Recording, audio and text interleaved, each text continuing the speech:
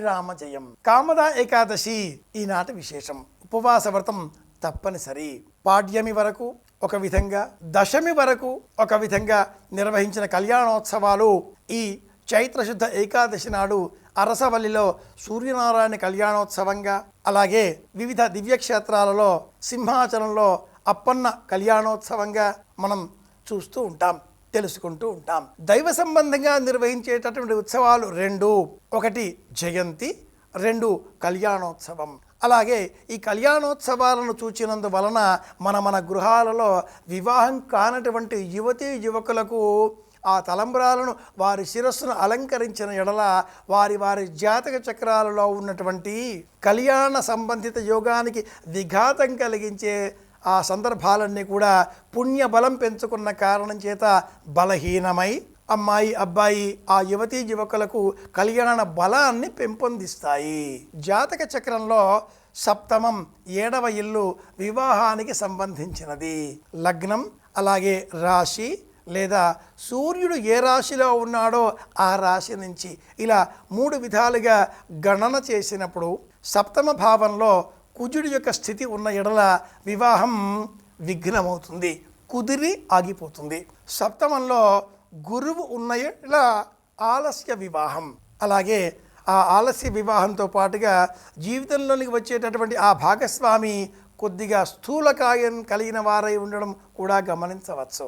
సప్తమంలో రాహువు, కేతువు, శని ఇలా ఈ గ్రహాలు ఉన్న ఎడల ఆ వివాహం చాలా ఆలస్యమవుతుంది. అనంగీకారంగా పెద్దల కోసం అన్నట్లుగా కూడా నిర్వహించడం మనం గమనించవచ్చు. వివాహంలో సప్తమ భావం కారణంగా ఏర్పడేటటువంటి సమస్త వివాహ యోగాన్ని విఘ్నం చేసేటటువంటి దోషాలను తొలగించేటటువంటి శక్తి దేవతా కళ్యాణాలకు ఉంది.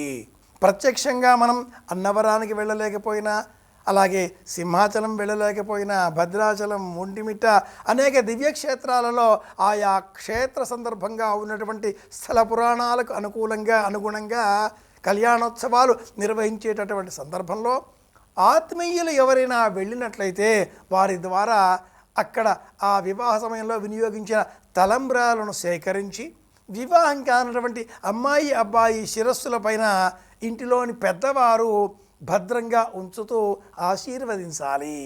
ప్రజాయైకామస్సమర్థ్యతాం పశవో మేకామస్సమర్థ్యతాం ఇలాంటి మంత్రాలతో అక్షతారోపణం అనే సందర్భంగా వధూవరులకు ప్రతీకాత్మకంగా ఉండే ఆ దైవీయ శక్తులు రామ రమ వాళ్ళిద్దరూ కూడా తలంబ్రాలు పోసుకోవడం సీతారామ కళ్యాణోత్సవంలో ప్రత్యేకం.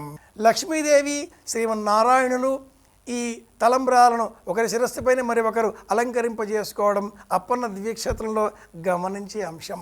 క్షేత్రం ఏదైనా తలంబ్రాలను సేకరించి వివాహం కానటువంటి ఆలస్యం అవుతున్నటువంటి బాలిక బాలుడు, అమ్మాయి అబ్బాయి వారి శిరస్సుల పైన ఇంటిలోని పెద్దవారు భద్రంగా ఉంచాలి, విరజిమ్మకూడదు.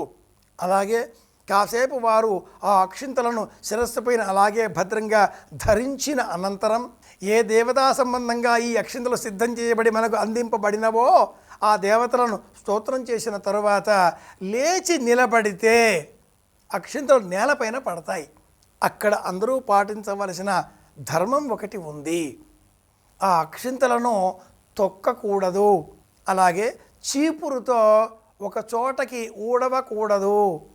మోకాళ్ళ పైన కూర్చొని వస్త్రంతో ఆ అక్షింతలన్నింటినీ ఒక దగ్గరగా చేర్చి ఒక పళ్ళెం కాగితంలోనికి ఎత్తి పట్టుకొని మొక్కల పాదుల మధ్యన నిమజ్జనం చెయ్యాలి.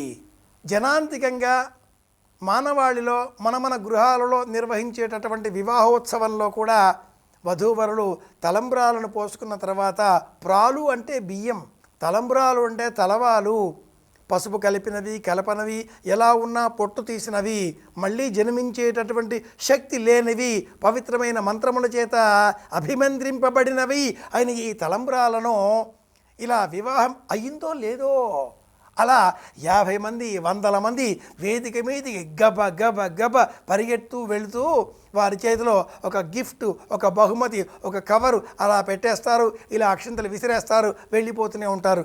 పాదాల కింద అక్షింతలు నలిగి దుఃఖపడుతూ ఉంటాయి. తలంబ్రాలను తొక్కకూడదో, ఆ వధూవరులు వేదిక నుంచి బయటికి వచ్చేంత వరకు వేచి ఉండాలి.